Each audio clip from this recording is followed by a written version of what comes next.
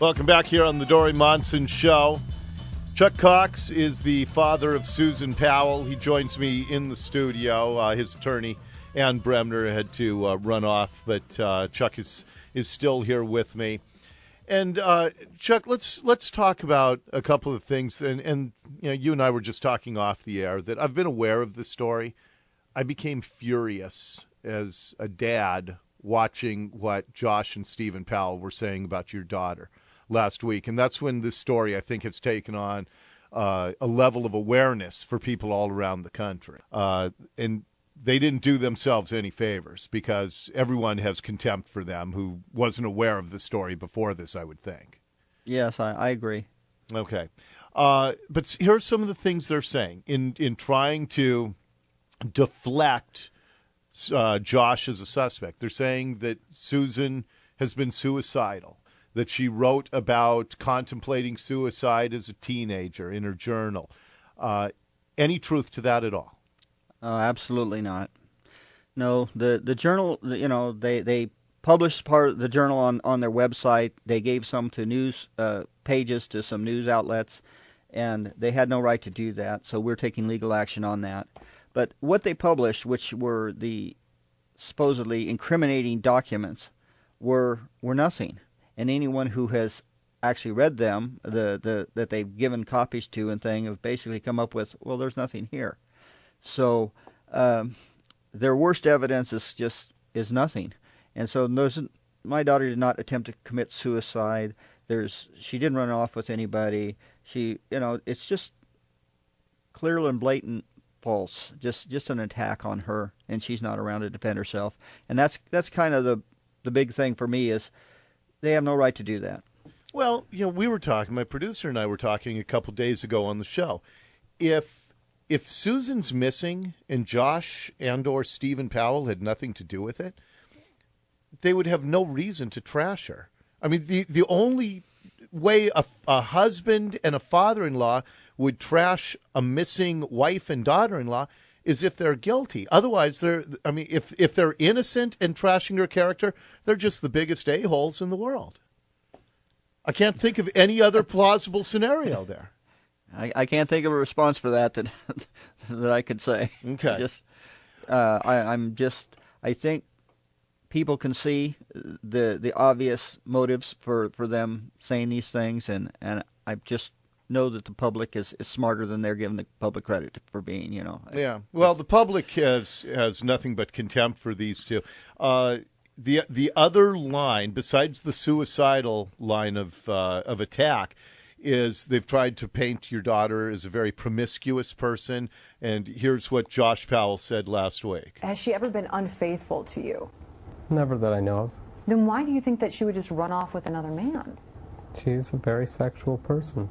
And then creepiest of all was Stephen Powell. You know, if she had just waxed her legs, she would invite me to feel her thighs because they're nice and smooth. And I was willing to pass judgment by the touch test or whatever. I mean, these are creepy comments. I mean, it's not just baffling; it's creepy what they're saying. Very, very much so, and Josh is not protecting his wife or defending her in any way, and we were aware of the situation that Susan was disturbed by some actions of Steve Powell when they were living here, and we were aware that that's one of the main reasons they decided to move to Utah to get away from him, but we have purposely not said anything about that because we felt, how does that help find her? And that would reflect negatively on Steve Powell and Josh Powell. And we didn't want that coming from our camp and from my wife and myself because it doesn't do any good. I mean, and it'll yet, come out. In defending Susan's honor, how do you rationalize? Because Steve Powell said that he was falling in love with her and she with him. We talked with one of Susan's best friends in Utah last week, a woman named Kirsty Hellowell. Yeah. Kirsty said that something had happened between Susan and her father-in-law, Stephen, and she was repulsed by him. I mean, she says that his statement that they were falling in love with each other couldn't possibly be farther from the truth. Correct? Absolutely. That's the way I understand it too. But I go back to, okay, the only two people on the planet that I'm aware of that are saying anything like this is Stephen Powell, and Joshua Powell is not confirming. Joshua Powell is not denying, but he's not confirming it. And he's the person of interest in here, in her disappearance. So I just, I don't think it's something that I need to go to. I think people can see it for what it is. And yet I've not been able to figure out what Stephen Powell's role in all this is. Is this a father trying to defend a son? Is it a father who has some culpability? And I don't know the answer to that. Do you have any theories there? The best theory, or the best scenario for Stephen Powell, is he's trying to defend his son. I mean, that's the only one that would make any sense for. But the way he's going about it and the things he's saying does not hold true to that. It's more about him. Yeah. And that, it doesn't make any sense at all. Yeah, no, he's defending his son in the creepiest way possible. So I know you're hopeful that there was the raid on the computers in Puyallup last week. There was a search warrant executed in Nevada that Ann Bremner was talking about. When you put your head on the pillow at night, what's the best case scenario? Well, the best case scenario is she's not, hasn't been killed, but she's been kidnapped somewhere, and she comes forward, and as they find her, and she's reunited with her two children and her family. That's the best case scenario.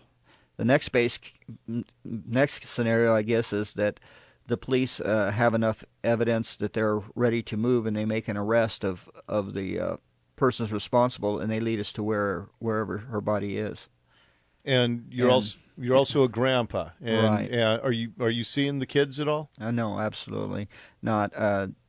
Josh Powell has cut off all of our contact with them, and in this state we don't have grandparents' rights, so we have no right, no legal action we can pursue to see them at all. And what's his stated rationale for cutting you off from the grandkids? Because according to him, his wife's just missing. Well, why would he cut you off? Well, his dad stated it that they didn't want the grandchildren around people like us.